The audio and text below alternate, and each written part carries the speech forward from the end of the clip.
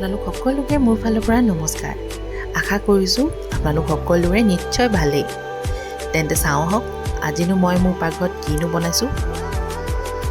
এফালে মোৰ ভাত সিজি পৰিছে, এইপিনে মই পাতি লৈছোঁ দাংবডি ভাজি, শুকানকৈ ভাজিছোঁ।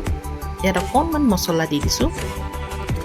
এইপিনে মই ৰেডি কৰিছোঁ তিতা কেৰেলাৰ চালাড।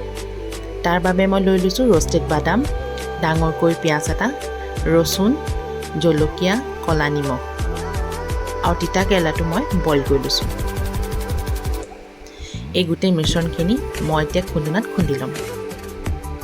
এই চালাডকণ বনাওঁতে ইয়াত বাদাম সৰহকৈ দিলে খুবেই ধুনীয়া সোৱাদ হয়। এইখিনি মই ভালদৰে খুন্দি লৈছোঁ। এইখিনি আমাৰ খুন্দা হৈ গৈছে।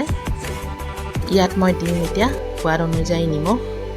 আপোনালোকৰ ওচৰত যদি ক'লা নিমখ নাথাকে তেনেহ'লে আপোনালোকে বগা নিমখো ব্যৱহাৰ কৰিব পাৰে। আৰু ইয়াত দি দিছোঁ মই মিঠাতেল। এই গোটেইখিনি মই এতিয়া ভালদৰে মিক্স কৰি ল'ম। তেন্তে এয়া আমাৰ আজি চালাড ৰেডি হৈ গৈছে।